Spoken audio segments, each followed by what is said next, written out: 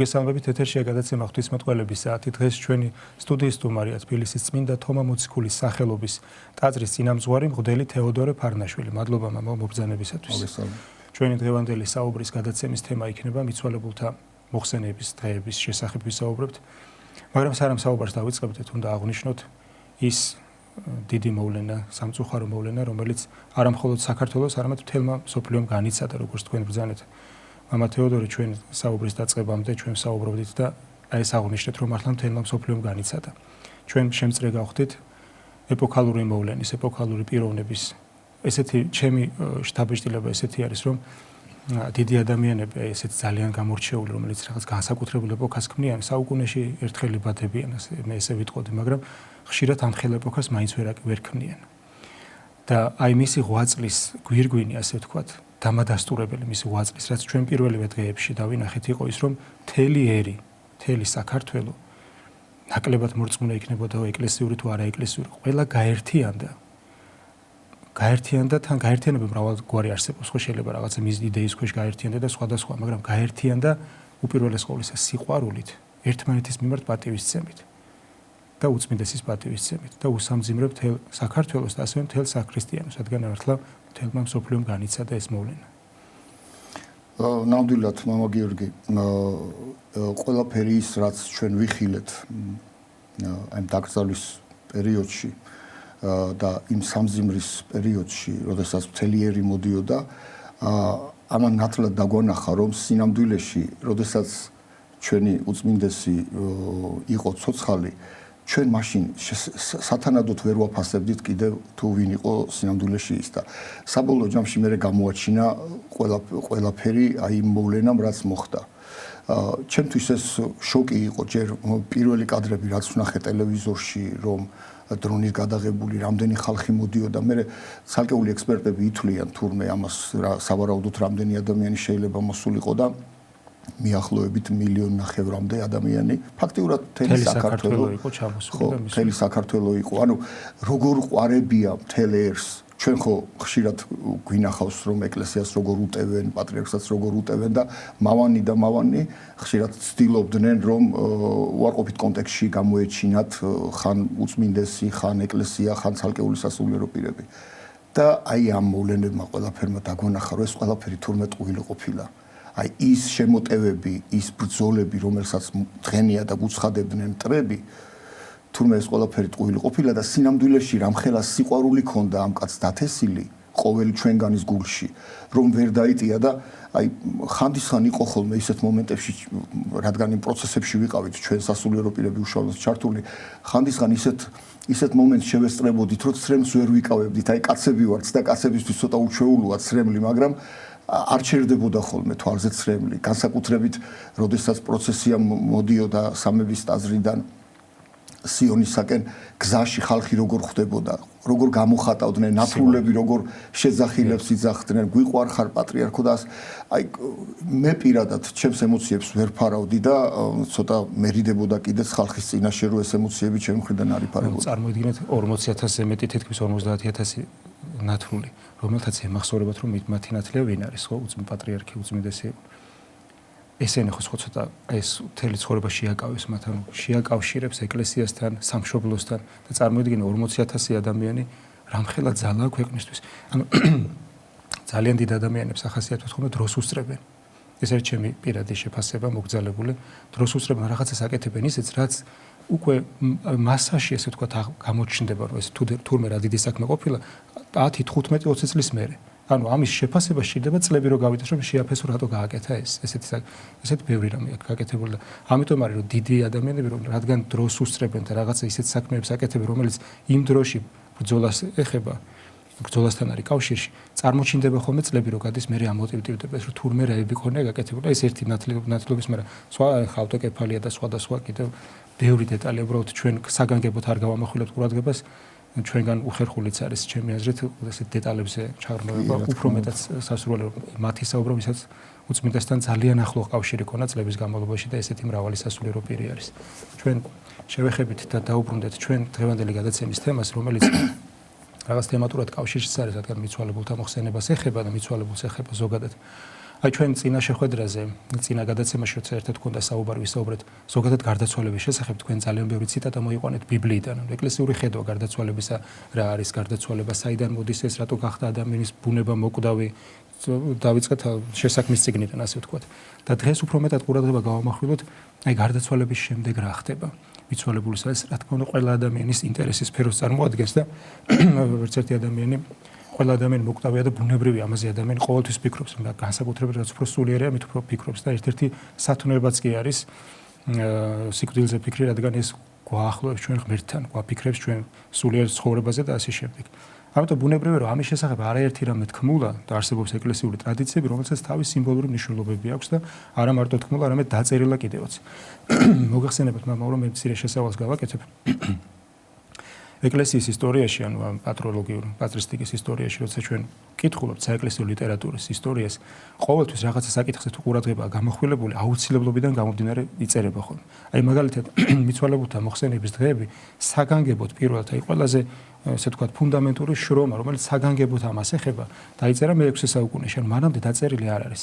ბუნებრივია მანამდეც ჰქონდათ ეს ცოდნა, რაც მე შეჯამდა და დაიწერა. განიმარტა საზოგადოებისთვის, რომ მეტად გასაგები ყოფილიყო, რა არის უფრო სწორი ეკლესიური წარმოდგენა მიცვალ. ამის მიზეზი იყო, ახლა ავტორი არის ევსტრატიოს კონსტანტინოპოლელი ხუცესი, იგივე მღვდელი შეიძლება ასე ითქვას, რომლის ნაშრომიც მან ეს დაწერა საკუთარი მოძღვრის გარდაცვალების გამო, მაგრამ შემდეგ მეორე ნაწილი მიაბა უკვე აი რა ხდება და რატო ვიხსენებთ მესამე, მე-9, მე-40 დღეს და ასე შემდეგ. ეს ნაშრომი შემდეგში ითარგმნა, მაგრამ ეს უფრო ორიგინალური შრომაც არის გრიგოლ დიდი რომის პაპის მიერ მალევე, ანუ ლათინურ ენაზეც არის იგივე მსგავსი ნაშრომი გრიგოლ დიოლოგოსის მიერ დაწერილი. იქ თავის აზრებსაც უმატებს გრიგოლ დიოლოგოსი როგორც დიდი მოძღვარი, მას ძალიან საინტერესო რაღაცები აქვს იქ ჩაწერილი და საგანგებოდ შეიძლება დავასახელოთ ამ გადაცემის განმავლობაში. აი ეს არის პირველი და აღზრა ამ ნაშრომის დაწერა კიდევ ერთ-ერთმა პრობლემას, რომელიც მაშინ ეკლესიაში იყო წარმოშობილი. ეს არის შეიძლება ესე ვთქვათ სექტა არსებობდა, არასწორი აზრი მიცვალებულთან დაკავშირებით თითქოს მიცვალებული სული მიძინებულ მდგომარეობაში არის. ამის შესაგან ბერძნული ტერმინებიც არის, ანუ ფსიხე, პანახიტი, ანუ მარადმძინარება, ესე ვთქვი, დაძინებულ მდგომარეობაში, რომელსაც არ ესმის, არც ლოცვა. აქედან გამომდინარე უკვე მივდიოდით იქამდე, მიდიოდა ეკლესია იქამდე, რომ თუ ის დაძინებულ მდგომარეობაშია, ესე იგი წმინდანთა წინაშე ლოცვასაც, მათ მეუხებასაც აზრი არ აქვს. აი ამის საწინააღმდეგო დაწერა ერთ-ერთი მთავარი მიზეზი ეს არის და მოყავს მას მაგალითები, რომ მაგალითად, როდესაც წმინდანები ჩვენ შეგვეწევიან, მათი სულები შეგვეწევიან, ანუ ისინიც ლოცულობენ იქ, მათ მეხსიერება აქვთ, ჩვეულებრივ პიროვნება ცოცხალია, გამოცხადება როცა ხდება, მართლა მათი სული გვეცხადება, ეს ადამიანები, რომ სული კი არ ეცხადება, არამედ ანგელოზი ეცხადება მისი სახით. აი ეს ყველაფერი განიმარტა საგანგებოდ და შემდეგში ამას მე უფრო მეტად კიდე კომენტარებს უმატებს ბოტი პატრიარქი, ამბროსი მედიოლანელი კიდე აი ტრადიციებზე საუბრობს. ჩვენ დღეს გვაქვს ესეთი ტრადიცია, ხო, მე-3, მე-9 და მე-40 დღის მოხსენება. აი ამას ყველაფერს აღწერს, მე რაც ჩამოთვალე ეს ავტორები ძირითადად. თუმცა საუბრის დროს კიდე შევეხებით ჩვენ ამათ. რას ნიშნავს მე-3 დღე, მე-9, მე-40 დღე, ამას თავის სიმბოლური დატვირთვები აქვს, აი ამას შევეხებით. დავიწყოთ საუბარი. მე შემდეგ საუბარში ჩაგერთვებით კიდევ და რაღაცა გარკვეული დიალოგი გამართება. თქვენ რაც ახსენეთ, ჩემდა სამწუხაროდ არაერთგზის მომისმენია ხოლმე ზოგჯერ მორწმუნისაგან, ზოგჯერ დაინტერესებული ადამიანისაგან მსგავსი შეხედულებები ადამიანის გარდაცვალებასთან დაკავშირებით და სულთან დაკავშირებით. ასე რომ ის რომ საუკუნეების წინ მსგავსი შეხედულება სექტად შეირაცხა და სექტა იყო მართლა და ეკლესიამ უარყო ამნაირი სწავლებები, რომელიც აცდენილია ეკლესიურ სწავლებებს. ეს არ ნიშნავს იმას, რომ დღეს მსგავსი შეხედულებები აღარ აქვთ, იმიტომ რომ დღესაც არაერთ ადამიანს აქვს ასეთივე შეხედულება ჩვენ და დღეს ფაქტიურად მსგავს საკითხებზე ალბათ ვერ ნახავ რაიმე არასწორას, რომელზეც პასუხი არ იყოს, ადრე არ ყოფილიყო ეს არასწორი აზრი და პასუხი არ იყოს გაცემული. თუნდაც იგივე საკითხი, რომ სულის მიძინების მდგომარეობა მას ესმის, არ ესმის და ფაქტობრივად იმიტომ გაეცა, რომ არასწორი აზრი იყო. და ვერ ნახავ დღეს ვერც ერთ სექტას, რომელიც რაიმე ესე ვთქვათ დოგმატური თვალსაზრისით რაიმეს ახალს ასწავლიდეს. ანუ ის რაც თორმე ყველაზე გაცემული პასუხი იმას იმეორებენ, როგორც ცოტა ახლებურად ან ოდნავ განსხვავებული ტერმინოლოგიით.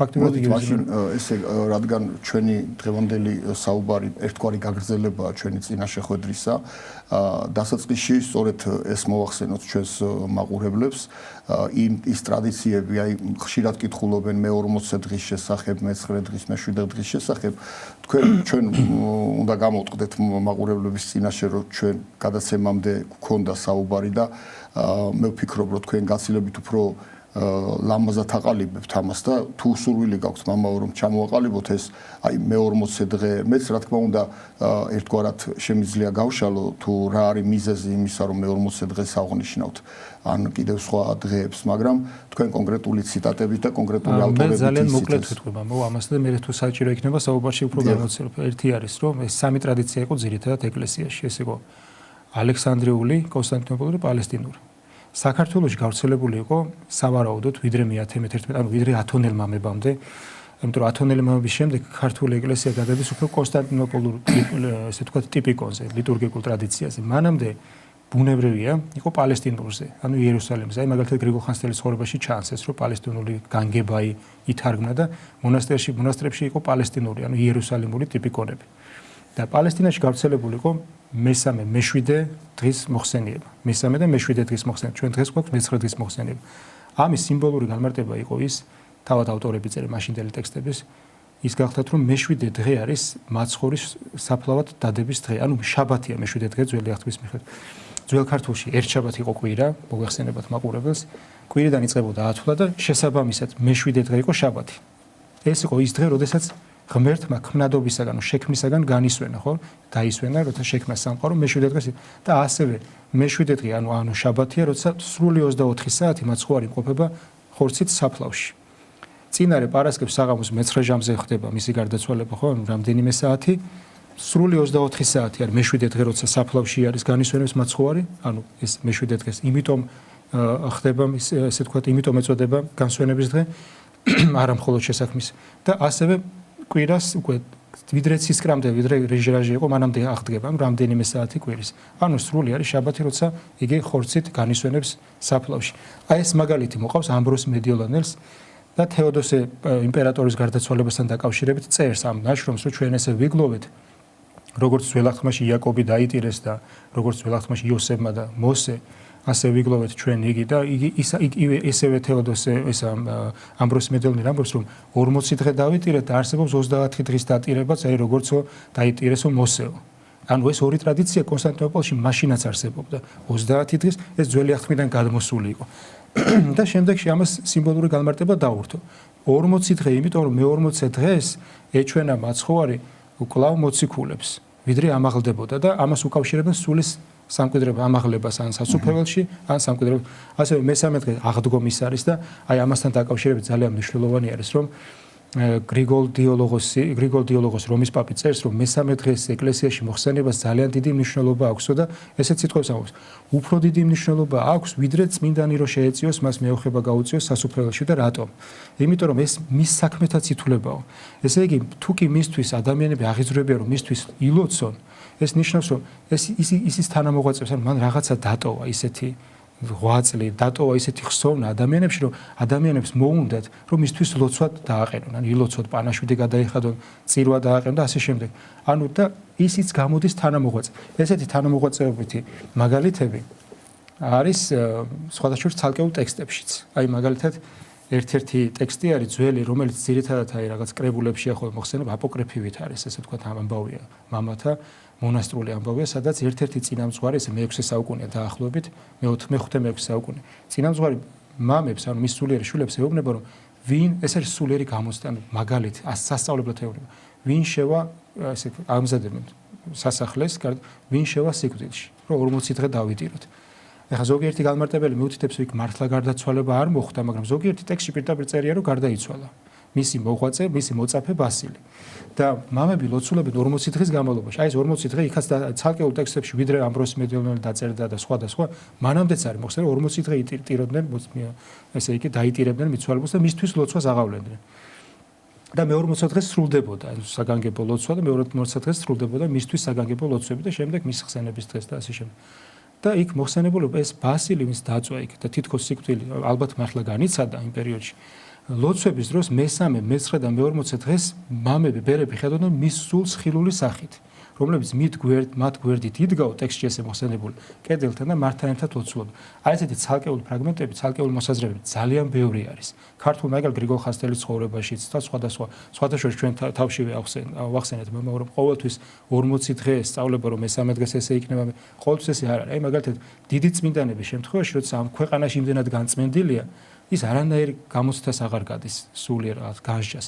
პირდაპირ ამაღლდება სასუფეველში და ამის ერთ-ერთი მაგალითი არის აი მატოი, ესე თქვა, ბერი, რომელიც გარდაიცვალა და გრიგოლ ხანძთელის ცხოვრებაში წერია ის, რომ ბერებმა, მამებმა იხილეს ხილული სახით მისი სული ანგელოზებმა როგორ აგიტაცეს გარდაცვალებისთანავე ზეცაში.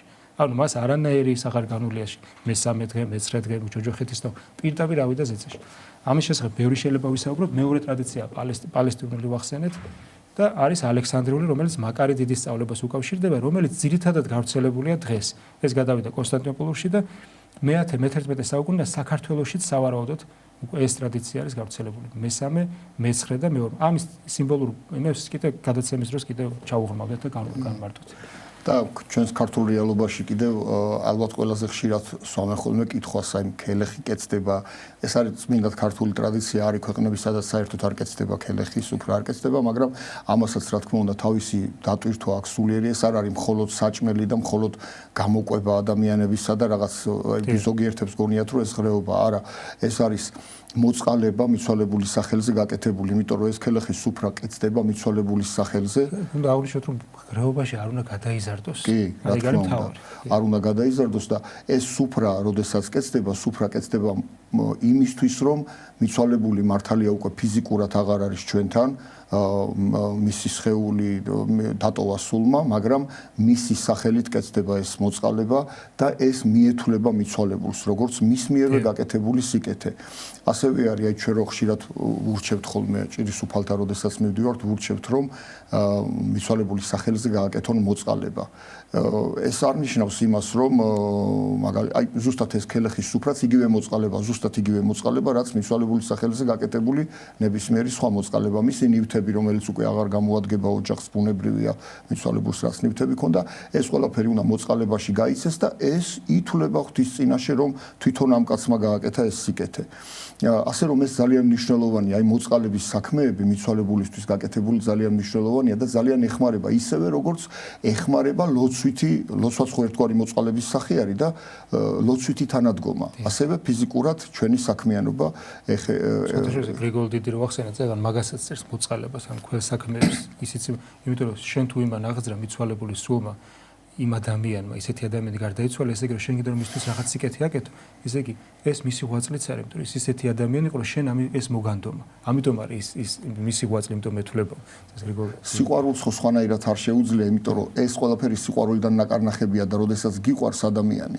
აი ნახეთ, ადამიანის მდგომარეობა როგორია, როგორც კი კაცი გარდაიცვლება, ადამიანს უკვე ერთგვარად ეშინია კიდევაც კი მიცვალებულთან მიახლება. რატომ? იმიტომ რომ ადამიანს მეორე ადამიანი უყვარს სულიერად, ანუ სიყვარული სულიერი მდგომარეობა, ეს არ არის მატერიალური მდგომარეობა და სული სანამ სხეულშია, მანამდე ამ სიყვარულს გამოხატავ ბოლომდე, როგორც კი სული ტოვებს სხეულს, სხეულთან ახლოს მისვლაც კი გეზისღება, რაღაცნაირად გეხამუშება, გიჭირს ხელი შეახო მიცვალებულს, იმიტომ რომ კი გიყვარს, მაგრამ გიყვარდა ის სანამ მასში სული იყო და როდესაც მასში სული აღარ არის, უკვე თითქოს რაღაცა დაგტოვა, აი განცდა გაქვს, რომ დაგტოვა იმ ადამიანმა, მიუხედავად იმისა, რომ ფიზიკურად მისი სხეული იქვე არის, შენ გრძნობ, რომ იმ ადამიანმა დაგტოვა. რაც ნიშნავს იმას, რომ ადამიანთა შორის ურთიერთობა, ეს სიყვარულიდან ნაკარნახები ურთიერთობა არის წმინდა სულიერი მოვლენა და არა მატერიალური.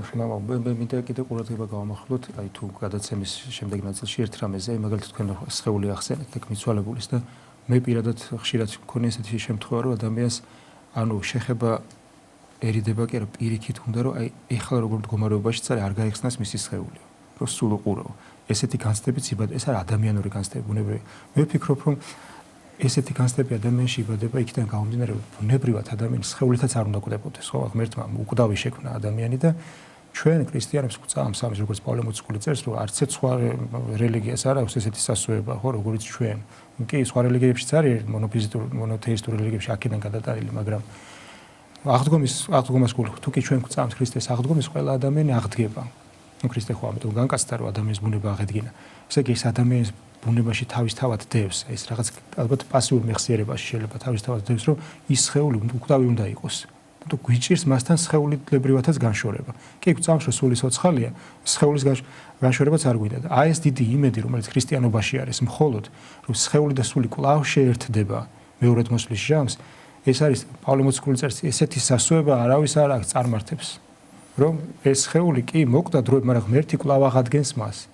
აი ეს არის დიდი იმედი. ამ ყველაფერს მე ვფიქრობ, აქედან გამომდინარე განცდა არის ეს, რომ სხეულთან განშორებაც არ უნდა ადამიანს ხშირად. და აი რაც თქვენ ახსენეთ ახლა მამა გიორგი, ამ ყველაფერს საფუძველი აქვს წმინდა წერილში.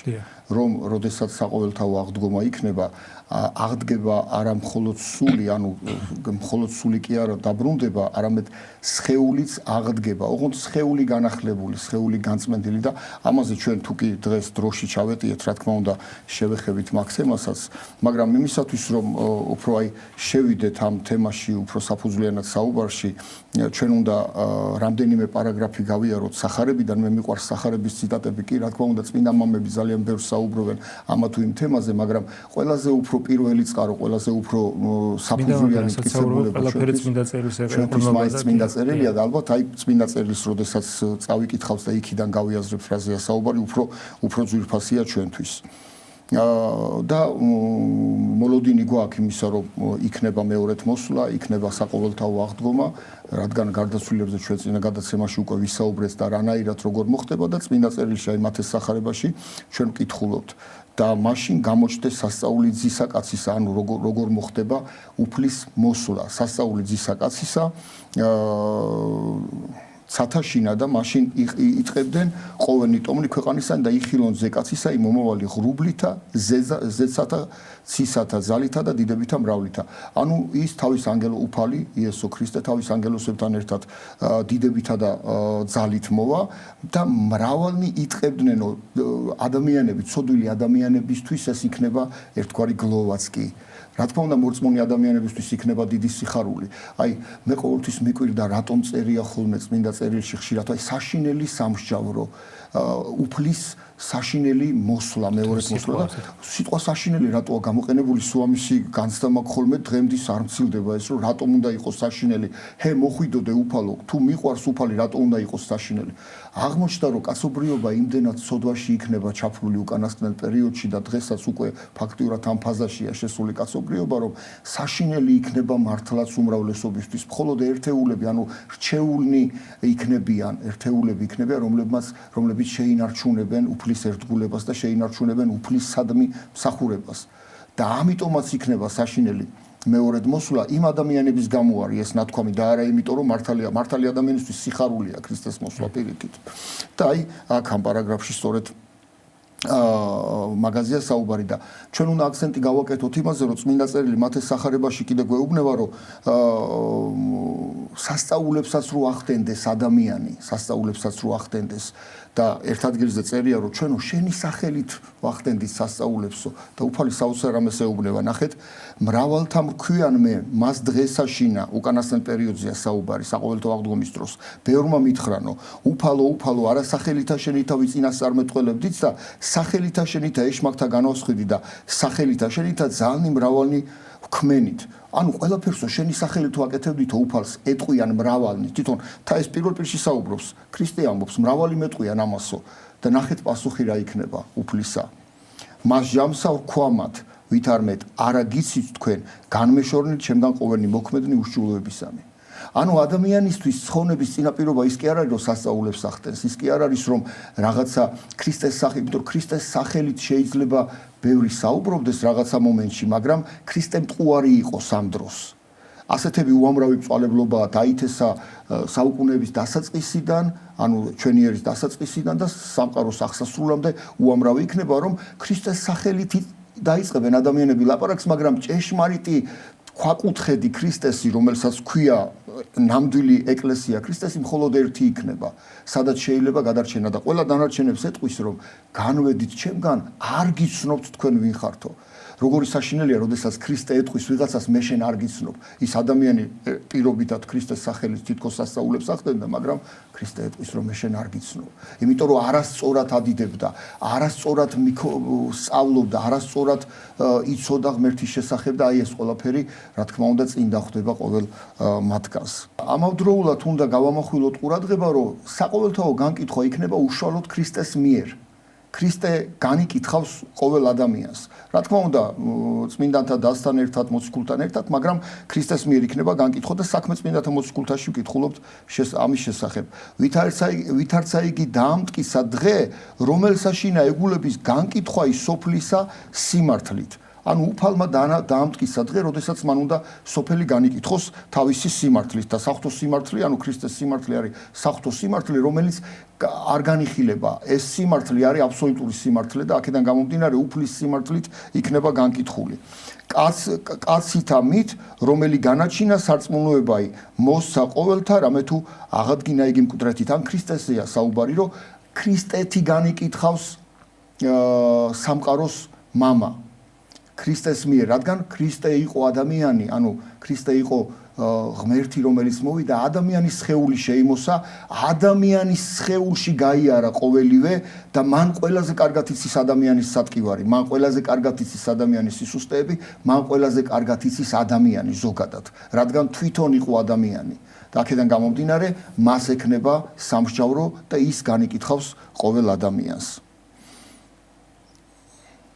და საუბარია რომაელთა მიმართ ეპისტოლეში, რომ ყველა უღმრთო ადამიანზე მოიწევა ღვთის რისხვა. დღეს სხვათა შორის არის ძალიან ესეთი აზრი არის, რომ აი ღმერთი შეგვიწყალებს, კი მართალია ცოდვილები ვართ, მაგრამ და ამითი არიან გამტკიცებულები ხალხი თავის ცოდვაში. რაღაცა თავს ინუგეშებენ, აი სრულ შეხედულებით ინუგეშებენ თავს, რომ თითქოს ღმერთი მოსიყვარულია რადგან მოსიყვარულია ღმერთი ჩვენ შეგვიწყალებს. მე რა ცოდვილები ვიყოთ, მაინც შეგვიწყალებს, იმიტომ რომ ღმერთი ხომ მოსიყვარულია და როგორ სხვანაირად არ შეიძლება. ეს არის მცდარი შეხედულება, იმიტომ რომ ღმერთი გარდა იმისა, რომ მოსიყვარულია, ამავდროულად არის სამართლიანი. აქ კიდევ რა არის იცით, მაგრამ სიყვარული როგორ გვესმის ჩვენ. ანუ ადამიანი ფიქრობს, რომ ღმერთი მოსიყვარულია ნიშნავს, რომ რანაირად არ უნდა იყოს ყველასნაირად კარგი. ყველანაირად გიუყვარს, ჩვენც გვიყვარს შვილი მაგალითად, ხო? მაგრამ სამართლიანობა სხვა არის, შვილი გიყვარს, მე ეს იმას არ ნიშნავს, თან ჩვენი სიყვარული არის მაინც უფრო მეტად ემოციური. და საღვთო სიყვარული სხვა რაღაცა არის. ანუ შენ რამდენად გესმის სიყვარული რას ნიშნავს, ან ღმერთის სიყვარული ეს ცნება რამდენად გესმის, ეს მეორე საკითხია. თუ რომ ღმერთს რო უყვარხარ, ეს ფაქტია. მაგრამ ეს ნიშნავს იმას, რომ ახლა ღმერთს უყვარ, მე რაც მინდა ის ვაკეთო ყველაფერი. შენ განიხტობი, ანუ შენ ღმერთთან თანაზიერება გექნება? ანუ ეს ნიშნავს ამ სიყვარული თუ სხვა რამეა სიყვარული. ანუ ეს არის რომ სიყვარული რა არის არ ვიცით. და როცა არის რა არის სიყვარული, მაშინ თავისთავად არასწორია ეს აზრი, რომ ღმერთს მაინც უყვარვარ და ესეც ჩვენ ხშირად სიყვარული გონია მხოლოდ ის ემოციები, რომელი ემოციებიც ჩვენ გვაქვს. აი მაგალითად ღმერთს კი ყველანაირ უყვარხარ, მაგრამ როცა ღვთის განგებით რაღაცა განსასწრელი დაეწევა ადამიანს, ესეც სიყვარულის გამოვლენაა. აი ეს როგორ უნდა ავხსნათ მაშინ? სხვათა შორის სიყვარულის გამოვლინება იყო ჩვენ მივართ მანამდე, სიყვარულის გამოვლინება იყო ადამი რომ გამოაძევა სამოთხიდან. სიყვარულის გამოვლინება იყო რომ სიკვდილით მოკვდა ადამი, გარდაიცვალა გარკვეული წლების შემდეგ. ასე რომ აქ ყველაფერში ჩანს უფლის სიყვარული, უბრალოდ სწორი ახსნა არის. ადამიანს ოდნავჯერ ამ თემაზე თუ არ უფიქრია, სულიერება ძალიან უჭირს გაგება, მაგრამ ადამიანის გარდაცვალებაც კი ხანდახან ღვთის განგებით, ესეც სიყვარული არის. ძალიან რთული თემა არის, მაგრამ ის რაც ახსენე, მაგალითად სასჯელის, ანუ დაშვებული ღვთისაგან დაშვებული განსაცდელი, რომ ადამიანი განისწავლოს, დაფიქრდეს და ესეც სიყვარულის გამოვლენაა. ღვთისაგან სიყვარულის გამოაკეთებს. ამიტომ სიყვარული რა არის, არასწორად გვესმის ჩვენ ზოგჯერ და აქედან გამომდინარე, რომ არასწორად ვიცით რა არის სიყვარული, ამიტომ ვფიქრობთ, რომ ჩვენ რაც გინდა ვაკეთოთ, ღმერთი მაინც შეგვიწყალებს. თუ შენ ამის სურვილი არ გაქვს და არ ნანობ, რანაირად ძალადობით შეგიწყალებს, ანუ რას ნიშნავს შეწყალება. ან თუ შენ არ გიყვარს, ღმერთი თუ გიყვარს, მაშინ მასთან თანაზიერება გინდა. თუ მასთან თანაზიერება გინდა და ისე გინდა იცხოვრო როგორც ღმერთისთვის სათნოა, მაშინ თავისთავად სინანულში იქნები. და თუ არ ხარ, მაშინ შეგიწყალებს როგორც ხონდა, მაშინ შენთვის სასופველი ცხო სატანჯველი იქნება. არ გიყვარს და იქ როგორ გაჩერდები, ხო? ბუნებრივად ვერ ხარ, იქ არ ხარ შენ თვითონ, ამაზე ამბობ უარს. ამიტომ ეს თავისთავად არასწორი აზრი არის, ეს მართლა ისე. მაშასი, აი წმინდა წერილში რომაელთა მიმართ ეპისტოლეში წერია, რომ რამე თუ გამოჩინებად არს რისხვა ღმრთისა ის ზეცით ყოველსა ზედა უღმრთოებასა და სიცრუესა კაცთას. ანუ ნებისმიერ კაცების ადამიანების უღრთოებას და სიცრუეზე ღვთის რისხვა გამოჩნდება. აუცილებელი ეს არის გარდაუვალი, ისევე როგორც გარდაუვალი არის სამყაროს აღსასრული ერთჩვენიერ დღეს, ისევე როგორც გარდაუვალი იყო ქრისტეს მოსვლა ამ სამყაროში, ასევე გარდაუვალია რომ ღვთის რისხვა მოიწევა ყველა უღრთო ადამიანს. ესე ვიტყოდი, როგორც ნაწინასწარმეტყველები იყო ქრისტეს მოსვლა ამ ქვეყანაზე ეს ყველაფერი აღსრულდა ზედმიწევნით. ისევე ნაწინასწარმეტყველები, ისევე იგივენაირად არის ნაწინასთან თავად უფლისმიერი სიტყვებით არის ხო? მე მოვალ მეორე. ეს სიტყვები თავად უფლისმიერი, ეს წინასწარმეტყველება. ძველ ხმაში წინასწარმეტყველების სიტყვები უფლის სიტყვაა, მაგრამ მათგან გაჟღერებული. და ახალ ხმაში პირდაპირ ქრისტე ამბობს, ანუ განკაცებული ღმერთი ამბობს, რომ მეორედ უნდა მოვიდეს. ანუ თუ კი ის პირველი მოსვლა ახსოვდა, ესეც გარდაუვალია, რომ მეორედ მოსვლა იქნება, ხო? თავად უფლისმიერი. და აი აქ სწორედ აი ამ რომელთა მიმართ ეპისტოლეს პირველ თავში, რასაც ვკითხულობ, აქ ნახეთ როგორ თავდება ეს ციტატა. რომელთა ჭეშმარიტება ის სიცრუით აქ უნდა. ანუ იმ ადამიანებზე მოიწევაო რისხვაო, რომელთა ჭეშმარიტება სიცრუით აქ უნდა. ანუ ადამიანები ვითომ ჭეშმარიტებაში არიან, მაგრამ სინამდვილეში სიცრუეში ცხოვრობენ. და ასეთ ადამიანებზე განსაკუთრებულ აქცენტს აკეთებს პავლე მოციქული რომელთა მიმართ ეპისტოლეში, რომ ადამიანმა უნდა გამოიკვლიოს თავისი რწმენა. ეს არ არის მარტო უფალი ხმობს, აი მრავალი იტყვიან უფალო განაშენი სახელით არ ვახდენდით სასაულებს. ასე არის, სადაც არ გავიხედებით დღეს კარგ ტონად ითვლება, როდესაც ადამიანი იტყვი, რომ მე მორწმუნე ვარ.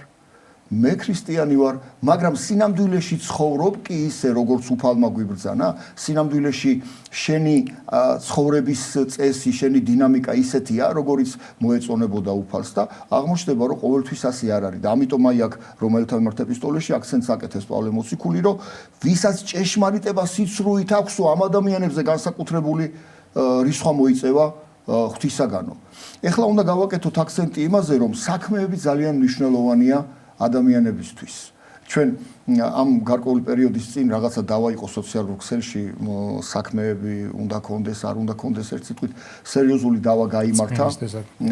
ბლოგერებს შორის გაიმართა სერიოზული დავა სწორედ ამ თემაზე და ერთგვარად ეხმიანება. მე ხა საერთოდ იმათ მიმართ კი არ ვაკეთებ ამ კომენტარს, მაგრამ ერთგვარად ეხმიანება იმ ყოველივეს. აი რომელთა მიმართ ეპისტოლეს მეორე თავში ვკითხულობთ შემდეგს.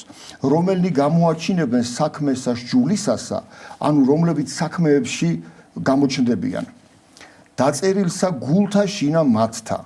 ანუ ნახე ადამიანისთვის თურმე როგორი მნიშვნელოვანია, რომ სჯულის საქმეები ადამიანს გულზე უნდა კონდეს დაწერილი. ისე ზედაპირულად კი არა, მაგალითად მე მოწყალებას გავცემ, მაგრამ მოწყალებას იმიტომ კი არ გავცემ, რომ აი რაღაც ვიცი რომ საჭიროა, არ მინდა, მაგრამ ვიცი რომ საჭიროა და ამიტომ ვაკეთებ. არა. გულზე თუ არ გაწერია ეს, მაშინ ფარისეველი ხარ, მაშინ მატყუარა ხარ. მოწყალებასაც კი რომ გასცემდე და მრავალ სასწაულსაც რო ახდენდი, არაფერი არ არის შენი მოღვაწეობა, იმიტომ რომ თუ ეს გულიდან არ მოდის. და აი ეს საქმეები სწორედ რომელთა მიმართ ეპისტოლეში მაგაზია საუბარი. რომელნი გამოაჩინებენ საქმესა სჯულისასა, დაწერილსა გულთა შინათ მათთა, თანამოწამებითა მათ და გონებისა მათისასა და შორის ურთიერთარს გულისა სიტყვითა შეასმენენ, ანუ სიტყვას უგებენ დღესამას, ანუ სიტყვას მისცემენ ესეთი ადამიანებიო, რომელსაც ჯიდეს ღმერთი დაფარულსამას კაცთასა. ანუ ღმერთი მარტო ხილულად რასაც აკეთებს ადამიანი იმას კი არ მოკითხავს, არამედ დაფარულში რაც ხდება ყოველი ადამიანის გულში, იმას მოკითხავს ყოველ ადამიანს და სწორედ აქ მაგაზია საუბარი, რომ გულზე უნდა ეწეროს ყოველ ადამიანს უფლის საქმეები, ანუ საღვთო საქმეები. რა არის საღვთო საქმეები? ბუნებრივად იბადება. ეხლა ის კამათი, რო ვთქვი, რომ კამათი იმართებოდა, მეთქი იქ ძალიან ისეთი ზოგიერთი ურთიერთგამომრიცხავი არგუმენტები მოვისმინე. მართლაც აი კითხვა იბადება, რა არის სჯულის საქმეები ქრისტიანისთვის, თანამედროვე ქრისტიანისთვის. აი ვიღაცა იტყვის მარხვა, ვიღაცა იტყვის ლოცვა, ვიღაცა იტყვის ეს ის ჩვენ მკაფიოთ ვიცეთ ქრისტესგან. მშიერი ვიყავი და წყალი არ მომაწოდეთ, მწყურვალი ვიყავი, მშიერი ვიყავი, არ დამაპურეთ, მწყურვალი ვიყავი, წყალი არ მომაწოდეთ, ავადმყოფი ვიყავი, არ მომინახულეთ, პატიმარი ვიყავი, ნუგეში არ მეცით და ასეთებს გეტყვით, რომ მე თქვენ არ გიცნობთო. აი საქმეები. ეს არის საქმეები, რომელიც ადამიანს ღრმათმორწმუნეობის გამო გულზე ეწერება და მორწმუნეს არ შეუძლია ამ საქმეების გარეშე. ეს მექანიკურად კი არ ხდება, რომ აი მე მორწმუნე გავხდი და მოდი ახლა რახან მორწმუნე ვარ, მშიერს დავაპურებ. ესე ვერ მოხდება. ძალიან კარგი საკითხი გამახვილოთ ყურადღება. აი რაღაც ეტაპზე ხო ადამიანს მაინც აქვს ესეთი განცდა, რომ აი მოწყალებას გავწევ იქ ჩამეწერებ. ხო ერთ ახლა ხო, მე ერთ ნაცნობი მყავდა ასეთი. ძალიან სწორედ აღნიშნეთ, რომ ეს უნდა იყოს შინაგანი მდგომარეობის გამოვლინება. ანუ მე მაგალითად ადამიანს მოწყალებას ვაკეთებ, იმიტომ კი არა, რომ იქ რაღაცა დამეწეროს, არამედ როგორც ღმერთს იმდენად ემსგავსები, რომ აღარ შეგიძლია შენ სხვანაირად, რომ სხვა ადამიანი არ გიყვარდეს მაგალითად, ხო? ანუ სიყვარულისგან გამომდინარე აკეთებ ამას და არა თვალღებით, რომ მე ამას გავაკეთებ, მე რაღაცა ცოდვები მომეტევება და რაღაც ეტაპზე თავიდან არის ეს, სანამ ცოტა სულიერად გაიზრდება ადამიანი. ყველა ადამიანში არის მეტნაკლებად. და რატომ მაინც და მაინც ქრისტემ რატომ უნდა განსაჯოს ეს ყოველივე? იმიტომ რომ ქრისტემ ითვირთა საკუთარ თავზე ადამიანის ბუნება. და ებრაელთა მიმართ ეპისტოლეში ვკითხულობთ ამის შესახებ. რამე თუ არაეგევით არის გვივის მღვდელთ მოძღვარი, რომელიმცა ვერ შემძლებელიყო შეწყალებად უზურებათა ჩვენთა გამოცდილი ყოვლითავე მსგავსებითა თვინიერ ცოდვისა. ანუ ჩვენი მღვდელთავარი, რომელიც განსჯის კაცობრიობას, გამოცდილი ყოვლითა, ყველაფრით, ყველა იმ ადამიანური სისუსტეებით, გარდა ცოდვისა, თვინიერ ცოდვისა. წმინდა წერილში აი ებრაელთა მიმართ პავლე მოციქული გვეუბნება, რომ ცოდვის გარდა ქრისტემ ყველაფერი ადამიანური ბუნება მიიღო და საკუთარ თავზე განიცადა ყოველივე და ამიტომაც მას აქვს ლეგიტიმური უფლება, რომ ყოველი ადამიანი განსაჯოს. ამის გამო, რომ მან იცის ყველაფერი ჩვენი ტკივილი. შეიძლება ვიღაცა მაგალითად გაასაჩივროს მამასთან, ხო? მამამ რო განსაჯოს რომელიღაცა ეტყვის, რომ რატომ განსჯი მე მამა ღმერთო? იმიტომ რომ შენ არ იცი როგორი ტკივილი მაქვს მე ადამიანის სხეულში. მაგრამ ქრისტეს ამას ვერ ეტყვის ვერც ერთი ადამიანი, იმიტომ რომ ქრისტემ ყველაფერი გაიარა, ადამიანური ყველაფერი გაიარა თვით სიკვდილამდე და ჯვარზე სიკვდილამდე. დიახ, ამაზე ბევრი დაწერილა, ბევრი თქმულა. რომ ესე იგი ხო ყველაფერი რაც ბრძანეთ რა აი ამასთან დაკავშირებით. და აი არიან ადამიანები ჩვენ შორის მორწმუნეებს ეძახიან ეს ადამიანები საკუთარ თავს, რომლებსაც მაინც არ სჯერათ, რომ ეს საყოველთაო განსჯა იქნება, რომ სასამართლო იქნება საბოლოო ჯამში. ეს პირობითად ეხლა ამ ტერმინს რო ვიყენებ, სასამართლო შეიძლება ვიღაცას უცბად ჩვეულებრივი სასამართლო წარმოიდგინოს, მაგრამ რო განსჯა იქნება კაცობრიობის არ სჯერათ. მაგრამ ნახეთ რა იმ ადამიანების საყურადღებოდ მინდა ვთქვა, რომლებიც ამას ვერ იჯერებენ, მაგ ადამიანების საყურადღებოდ. მათ ეს სახარებაში ვკითხულობთ. რაღაცა და ღაღატყვეს და იტყოდეს, ანუ ეშმაკები, როდესაც ქრისტე მიდის და ეშმაკეულს განკურნავს, ეშმაკები ნახე რას ეუბნებიან. რა იძეს ჩვენი და შენი იესო ძეო ღმრთისაო, რამე თუ მოხვედი აქა წინაშე უწინარეს ჟამისა, ტანჯვაც ჩვენდა. წარმოგიდგენიათ, ეშმაკებმაც კი იციან, რომ ერთ დღეს ქრისტე უნდა მოვიდეს და ისინი დაიტანჯებიან. მათ იციან ეს, რომ ეს აუცილებლად უნდა მოხდეს. კი არ უპროტესტებენ არაფერს, არამედ ეუბნებიან დროზე ადრე რატომ მოხვედიო.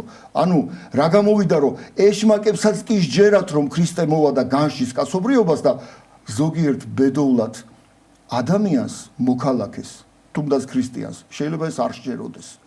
რა გაქვს საფუძველი ადამიანო, რომ ეს არ გჯეროდეს? წმინდა წერილში არაერთი მტკიცებულებაა იმისი, რომ ნამდვილად ეს ასე იქნება და ნამდვილად დადგება ჟამი, როდესაც საყოველთაო განსჯა იქნება ადამიანთან.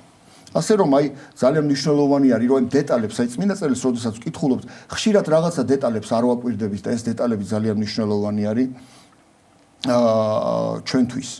გიენა რომც არ არსებობდეს განა უკვე სასჯელი არაა, ანუ რომც არ არსებობდეს გიენაო,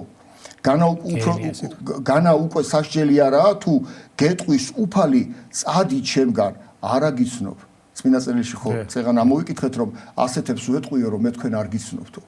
შეიძლება ადამიანს არ სჯეროდეს, რომ ჯოჯოხეთი არსებობს, მაგრამ უფალი რო გეტყვის, რომ არ მჭირდები, წადი, მე შენ არ გიცნობ. ეს ჯოჯოხეთზე უარესია ადამიანისთვის, ღმერთი შენზე უარს ამბობს, იმიტომ რომ შენ სანამ ცოცხლებში იყავი, არ იცხოვრე შესაბამისად და მაგრამ ეს ღმერთმა კი არ თქვა სინამდვილეში შენზე უარი. არამედ შენი ცხოვრების თქვი ღმერთზე უარი. უბრალოდ ეს ფორმა აქვს, გამოხატვის ფორმა არის წმინდა წერილში ამნაირად, თორა სინამდვილეში არავინ არ თქვას, რომ ღმერთი ვინმეზე უარს იტყვის. ღმერთს ყველა თანაბრად უყვარს. ყველაზე ცოდვილი და ყველაზე წმინდა თანაბრად უყვარს ღმერთს, მაგრამ ადამიანები თავისი უხთო ცხოვრებით თვითონვე აყენებენ ღმერთის გარეშე თავის თავს. ჩვენ და სამწუხაროდ ეს ჩვენს რეალობაში ასე ხდება. და ასეთი ადამიანების მისამართით უნდა ვთქვათ, ღმერთი რომ გეტყვის, რომ შენ არ გიცნობო, არ იცნობს, იმიტომ რომ არასდროს ღმერთის სახელი არ უხსენებია, არასდროს არ გახსენებია, სულ ყოველთვის ღმერთის გარეშე ცხოვრობდა და უცბად გარდაიცვალა. აი ჩვენ ქონია ხოლმე ღუდლებმა განსაკუთრებით ვიცით ხოლმე, როდესაც დაგვიძახებენ ღრმად მოხუცებულის სიკვდილის პირას მისული მოხუცებულის ზიარებაზე რომ დაგვიძახებენ ხოლმე და რომ არასდროს არ ეკლესიური ცხოვრებით რომ არასდროს არ უცხოვრია ადამიანს და აი სიკვდილის წინ უნდათ რომ ვაზიაროთ. კი, ჩვენ როგორც მსახურნი ქრისტეს მიერ დავალებული მსახურნი მივალთ და ყოველივეს აღვასრულებთ, ვაზიარებთ კიდეც, მივიღებთ აღსარებას, მაგრამ მოდით რეალობასაც თვალი გავუსწროთ. რეალობასაც თვალი გავუსწროთ. ადამიანი, რომელმაც იცხოვრა 80-90, ზოგიერთმა 100 წელი იცხოვრა და 100 წლის მანძილზე რომ ჭრიჭინასავით დაჭრიჭინობდა იმ ქართული მაშინ როა პროზაში არაფერი არ გაუკეთებია. 100 წლის მანძილზე რომ დრო ვერ მონახა ღმერთისთვის, ყველაფრისთვის ნახულობდა, აგრაკისთვის ნახულობდა დროს, კაი მანქანისთვის ნახულობდა, სტუმარ მასპინძლობისთვის, მისვლისთვის, მოსვლისთვის, ყველაფრისთვის ნახულობდა სამსახურისთვის დროს. ერთადერთი ვისთვისაც დროს ვერ ნახულობდა, ეს იყო ღმერთი.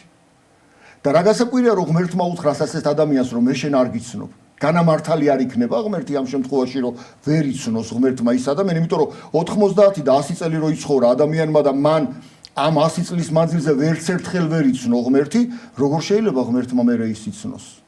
ასე რომ აი აქაც ერთგვარი სასჯელი კი არ არის ეს. ადამიანი თვითონ აყენებს თავის თავს ამ მდგომარეობაში და ეს არის საღვთო კანონზომიერება, სულიერი კანონზომიერებაა ერთგვარი, როდესაც ადამიანი ამნაირ მდგომარეობაში ვარდება. მათესთან მკითხულობთ და წარვიდნენ ესენი სატანჯველსა საუკუნესა, ხოლო მართალნი ცხოვრებასა საუკუნესა. ეხლა მე რო წეღან ვახსენე მოხუცებულების ზიარება, არ მინდა ვინმე მისე გაიგოს, რომ ყველა მოხუცებული ამ ხვედრში ჩავარდება. არა, რა თქმა უნდა, ძალიან დიდი მნიშვნელობა აქვს, რომ სინანული კონდეს ადამიანს და ძალიან დიდი მნიშვნელობა აქვს, რომ ადამიანი მონანული იყოს და სიკვდილის წინაც კი უფალი შეიწყალებს ასეთ ადამიანს. ჩვენ ამისი ნათელი მაგალითი გვაქვს, ავაზაკის შეწყალება, რომელიც მთელი ცხოვრება ავაზაკობდა, მას ავაზაკობის მეტი არაფერი არ გაუკეთებია და ღმერთი არასდროს არ ახსოვდა. სხვადასხვა ამასთან დაკავშირებით ერთ-ერთი ძალიან საინტერესო ტექსტი არის, ერთ-ერთი მე-6 საუკუნეში მოხდა ეს მავრიკიოს იმპერატორის დროს.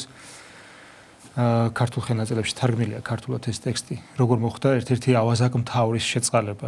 მან ფაქტიურად ვერაფერი სულიერი საქმე ვერ აღასრულა და სიკვდილის წინ შეინანა, ნანობდა შინაგანა და ტიროდა ამასთან დაკავშირებით. ლაზარეთში, ანუ საავადმყოფოში, მაშინ დელში, სადაც იწვა და შემდეგ მისი საქმეები რო განისჯებოდა, ესეთი თხრობა არის მოთხრობილი, როგორ ხედავდა სიზმარში ამ ლაზარეთის უფროსი მისი საქმეების განსჯას და მთელი ღამე ესეთი სიზმარს ხედავდა, დილით მივიდა და გარდაცვლილი დახვდა.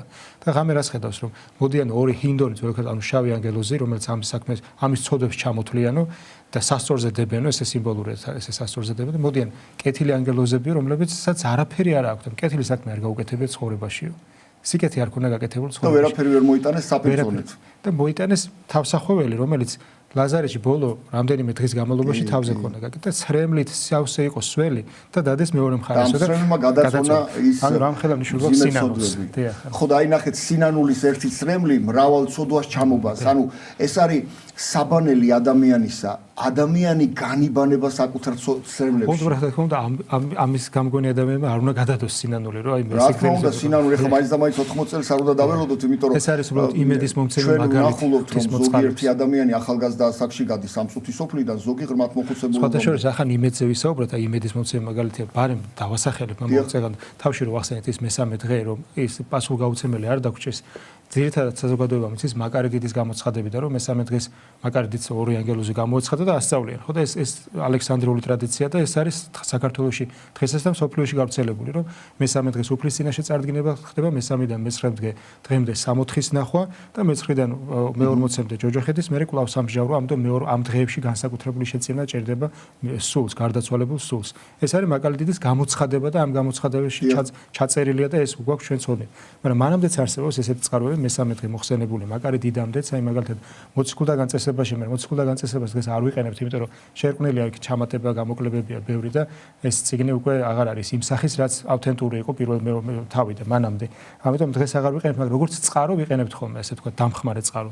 მაგალითად კანონიკურ სამართალში. იქაც მოხსენებული მესამე დღე და მესამე დღეს ახსენებს ასევე გრიგოლ დიდი, დიალოგოსი და ამბობს, რომ მესამე დღეს ჩვენი მოხსენება, რადგან მესამე დღეს მაცხოვარი აღდგაო, ამას რაც განსაკუთრებულ სიმბოლურ მნიშვნელობას აძლევს, მესამე დღეს ჩვენი მოხსენება მას მორწმუნე გარდაცვლილისთვის ბადებს აღდგომისეულ განცდას, საღვთო სიხარული ებადებაო სულშიო, რომ მას აღდგომის სიხარული ებადებაო და იმედი ისახება მის სულშიო, რომ მესამე დღე, აი აღდგომას უკავშირებს და მეცხრე დღეს უკავშირებს მაცხოვრის გამოცხადებას და კიდევ მესამე და მეცხრეს უკავშირებს მაცხოვრის გამოცხადებას, რადგან ჯვარცმიდან მესამე დღეს აღდგა და პირველად მოწაფეებს, მოციქულებს ეჩვენა და მერე საცხებლე დედებს, ანუ ერთი გამოჩინება მაშინ იყო, მეცხრე დღესაც იყო, მეცხრე დღეს სახარებაში მოთხრობილია შემდგომად 8 დღისა. ესე იგი, შემდეგ კვირას, პარასკევიდან მეცხრე დღე გამოდის ჯვარცმიდან. ანუ აქედანო მეცხრე დღეს ეჩვენა, ამის მეცხრე დღეს ეს მნიშვნელობა აქვს, რომ კიდევ მეორეჯერ გამოცხადება ხდება მაცხოვრის მოწაფეებს ეჩვენა, მოციქულებს უკვე მეცხრე დღეს. და ამიტომ ვიხსენებთ ჩვენ მეცხრე დღესო და აი ეს პალესტინური ტრადიცია რო იყო მეშვიდე დღეს. იმას ამბროსი მედეონელი წერს, რომ ჩვენო საფლავზე გავდივართ ხოლმე მეშვიდე დღეს, რადგან მეშვიდე დღესო მაცხოვარი, ანუ შაბათს საფლავში იყო მთელი დღის განმავლობაში, 24 საათის განმავლობაში. აი ეს ტრადიციები იყო ძირითადად და დღეს ყველაზე მეტად გავრცელებულია მაკარე დიდის გამოცხადება. თუმცა მაკარე დიდის გამოცხადება ყველა მანამდელს ავსებს. აი ეს სიმბოლური მესამე, მეცხრე, მე-40 დღეები რაც იყო და მე-40 დღეს ამბობს გრიგოლ დიალოხოზი რომ და ფოტო პატრიარქიც იმეორებს, რომ მე-40 დღეს რახან მაცხოვარი ამაღლდა, ჩვენ უკვე ამას უკავშირებთ სულის საექიოში დამკვიდრებას და ამიტომ ამ დღესაც განსაკუთრებული შეწევნა ჭირდება. ანუ ეს ყველაფერი, რაც მანამდე არსებობდა, მისი სიმბოლური მნიშვნელობები ავსებს მაკარე დიდის გამოცხადებას. ეს ერთმანეთს ავსებს. ჩვენ სიმბოლოები რა თქმა უნდა, ერთმანეთს ემთხვევა და ის სიმბოლური მნიშვნელობაც აქვს, აქედან გამოცხადებაც აქვს, რომ ამ დროს რაღაც განსაკუთრებული შემთხვევითი არ არის, რომ ეს სიმბოლოები გვეძლევა ადამიანებს, ისტორიულადაც ესე ხდებოდა. რადგან დროში და სივრცეში ვცხოვრობთ, ამ განზომილებაში ამ განზომილებისათვის დამახასიათებელი რაღაც მოცემულობა აუცილებლად გვჭირდება, რომ ჩვენი მხრიდან გამოვხატოთ ეს ყველაფერი და სრულიად ნორმალურია და ეს აუცილებელიც კი არის, რომ ასე იყოს, იმიტომ რომ ჩვენ ვართ ამ წუთის სოფელში. აქედან გამომდინარე გვინდა ზუსტად ისეთი აი მაგალითად ჩვენ წინა გადაცემაში გავიხსენეთ პავლე მოციქული ამბობს როდესაც მესამე საზე იყო ახტაცებული რომ თვალს არ უნახავს ყურს არ სმენიაო და არ იცის როგორ თქვას რა იხილა იქ იმიტომ რომ ზეცაში რო ავიდა მეტყველება ადამიანური მეტყველება ვერ გამოთქვავს იმას რამხელა სიდიადე იხილა ზეცაში ასევე ჩვენ ვერ გამოვთქვავთ ზეცის სიდიადეს რადგან ჩვენ არ გვაქვს გამოცდილება მაგრამ ჩვენ რადგან ცხოვრობთ ამ წუთის სოფელში მოგვეცა გარკვეული სიმბოლოები გარკვეული წესები გარკვეული რაღაც ტრადიციები მოგვეცა და ჩვენ ვალდებული ვართ ამ ტრადიციებს სხვადასხვა ყველა ვისაც კი რამე დაუწერია და შემორჩენილა ჩვენამდე ამ მოხსენიების დღეებთან დაკავშირებით ყველა ამახვილებს ერთ რამეზე ყურადღებას უკლებლებ რომ განსაკუთრებული მნიშვნელობა აქვს ეკლესიაში, ლიტურგიაში მის მიცვალებულის მოხსენიებას. ანუ საეკლესიო მოხსენიებას აქვს განსაკუთრებული მნიშვნელობა. ამაზე ყველა ამახვილებს ყურადღებას. რამდენიმე წუთი დაგვრჩა. მამაოდო, გავამახვილოთ ძირითად საკითხებზე. მე მინდოდა ეხლა მესაუბრა იმაზე, ცოდვით დამძიმებული ადამიანები რატომ რომ მოდი მაშინ რადგან 3 წუთი დაგვრჩა მე ზოგიერთ რაღაცეებს გამოვტოვებ, იმიტომ რომ ეს თემები მნიშვნელოვანია, ვფიქრობ, მაგრამ არაუშავს უფრო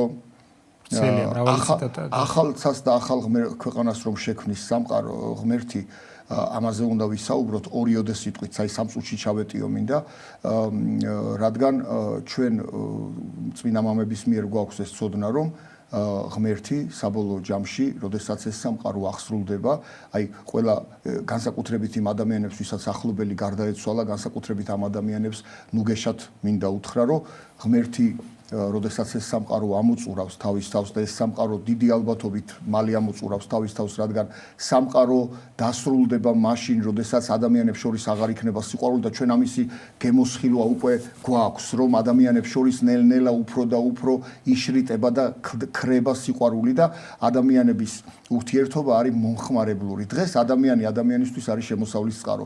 იყო დრო, როდესაც ადამიანი ადამიანისთვის სიყვარულის წყარო იყო. და დღეს უკვე ეს ჩაანაცვლა სულ სხვა ფასეულობამ, ანუ მომხმარებლური გახდა ადამიანი და ეს ნიშნავს, რომ კაცობრიობა მიექანება გიგანტური ნაბიჯებით აღსასრულისაკენ. ეს არის გარდაუვალი, იმიტომ რომ როდესაც დედამიწაზე აღარ იქნება სიყვარული, დედამიწის არსებობასაც აზრი აღარ ექნება არანაირი. კიდევ ერთი ნიშანი არის ჩემი აზრით ის, რომ ცოდვების დაკანონება ერთ-ერთი ნიშანი კიდევ ამის. ანუ ის რაც ყოველთვის უსჯულებლად ცოდვა იყო, განა არ იყო გავრცელებული, ხო, საზოგადოების მეტნაკლებად სხვადასხვა პერიოდში, მაგრამ დაკანონება როცა ხდება, მაგალითად სახელმწიფოს მხრიდან მისაღები როცა ხდება, ეს არის კიდევ ერთ-ერთი ნიშანი. ცოდვებს გულისხმობ. აი ნახეთ, გამოცხადებაში გვაქვს ამაზე ნიშანი მოცემული, რომ დათქვა ტახტზე მჯდომმა აავქმნი ყოველივე ახალს მითხრა დაწერე რადგან სარწმუნო და ჭეშმარიტია ეს სიტყვები ანუ აღსემჯდომი ვინ არის უფალი იესო ქრისტე და უფალი იესო ქრისტე ბრძანებას გასცემს სამყაროს სახსასრულისას რომ ვქმნი ახალს ანუ ახალი სამყარო შეიქმნება რომელ სამყაროზეც ადამიანები იცხოვრებენ ახლა ბუნებრივად იბადება კითხვა როგორ იცხოვრებენ ადამიანები და ჩვენ ვინც ვართ ამ ქვეყანაზე ისინი პავლე მოციქულთან არის ერთ განათქვამი კორინთელთა მიმართ ვარცდები ეპისტოლეში რომ იმ ადამიანების განახლება მოხდება გარდასახვა მოხდება სასუფეველის მოქალაქეებად ხოლო ისინი ვინც გარდაცვლილნი არიან ისინი აღდგებიან ივანე ოქროპირი ერთ-ერთ თავის ქადაგებაში ამბობს ძალიან საინტერესო რამეს რომ როგორც მარცვალი დაითესებაო მიწაშიო და მე ეს მარცვალი მიწაში უნდა გაიხრწნას რომ იქიდან ცოცხალი ჯეჯილი ამოვიდესო მაგრამ ეს მარცვალი